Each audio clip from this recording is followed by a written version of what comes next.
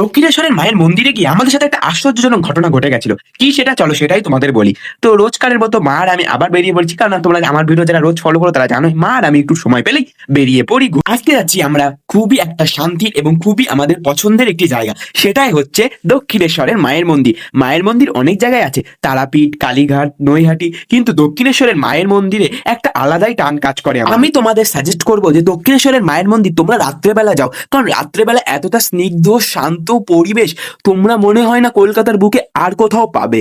যেহেতু আমার পড়ার সূত্রে আমি কলকাতায় থাকি, সেহেতুই আমরা রাত্রেবেলা যেতে পারি, কারণ আমরা সকালবেলায় যাই, যতবার যাই, কারণ নদিয়া থেকে যাই। সেখান থেকে আমরা গঙ্গার ঘাটে গিয়ে কিছুক্ষণ বসি, সেখানে স্নিগ্ধ শান্ত হাওয়াকে অনুভব করি, তারপরে চলে যাই একটু পেট পূজা করতে ভোজনালয়ে। আমি নিয়েছিলাম হচ্ছে ছোলে ভাটুরে এবং মা নিয়েছিল হচ্ছে ইডলি রোস্ট। তারপরে স্কাইবক দিয়ে হাঁটতে হাঁটতে শান্ত স্নিগ্ধ পরিবেশকে অনুভব করতে করতে আমরা মেট্রো স্টেশনের উদ্দেশ্যে রওনা দিই, মেট্রো ধরার জন্য। বাড়ির পথে রওনা দিই।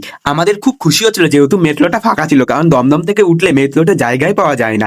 তো আশ্চর্যজনক ঘটনাটা এই ছিল যে আমাদের পাড়াতে সেদিন কালী পুজো হচ্ছিল, মানে মার দুইবার করে দর্শন হয়ে গেল। এবং আমাদের পাড়াতে ঢুকতে একটা মার মন্দির আছে ছোট্ট করে, সেখানেও মার দর্শন পেয়ে সত্যি মনটা ভালো হয়ে গেছিল। এবং যদি ভিডিওটি ভালো লাগে অবশ্যই লাইক করে দিও, চ্যানেলটিকে সাবস্ক্রাইব করে দিও। দক্ষিণেশ্বরের মায়ের মন্দিরে ঘুরতে যাওয়া নিয়ে একটি লং ভিডিও আপলোড হয়ে গেছে, যারা যারা দেখোনি অবশ্যই তোমরা ভিডিওটি দেখে নিও এবং ভিডিওটিতে একটি লাইক করে দিও এবং কমেন্টে জয় মা লিখে যেও।